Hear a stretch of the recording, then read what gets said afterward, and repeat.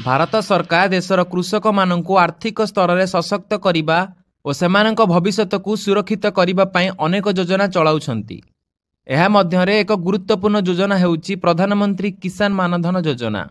एही योजना अधीन 60 वर्ष बयस पर कृषक माननकु प्रति मासे 3000 टंकार पेंशन प्रदान करा जाउची, जहा वार्षिक 36,000 टंका हेउची।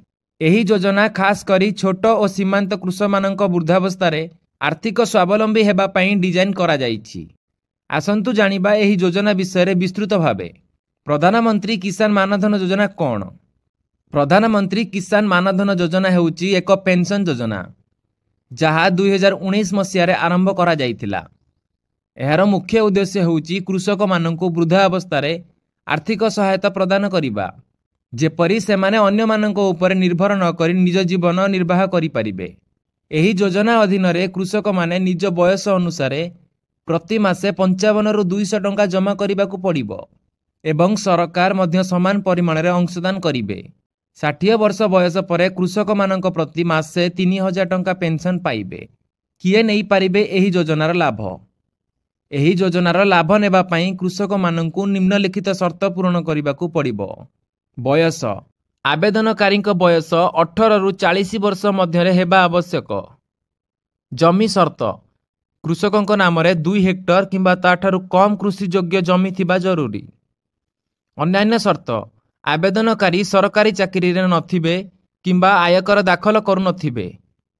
आवेदनकारी ईपीएफओ, एनपीएस किंबा ईएसआईसी भली योजना रे अंतर्भुक्त हेबे नाही। मासिक आय 15,000 टंकारु अधिक हेबा उचित नुहे। अंशदान केते ओ किपरि?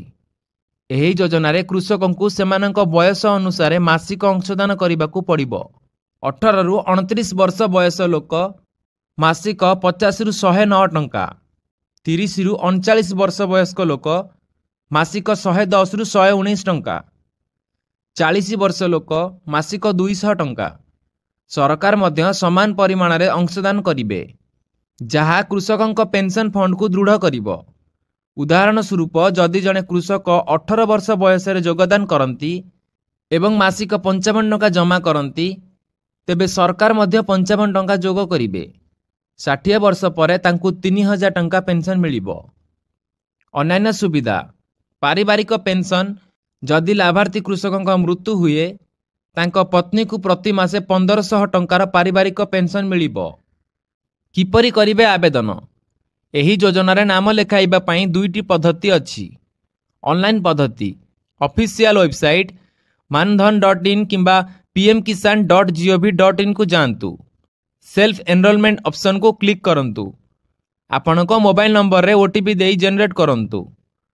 आवश्यक तथ्य पूर्ण करी फॉर्म सबमिट करंतु एवं एक प्रिंट आउट रखंतु। ऑफलाइन पद्धति: निकटस्थ कॉमन सर्विस सेंटर को जानतु। आवश्यक डॉक्यूमेंट जमा करंतु। एही भली खबर रो अपडेट पई आम सह जोड़ी होई रुहंतु। धन्यवाद।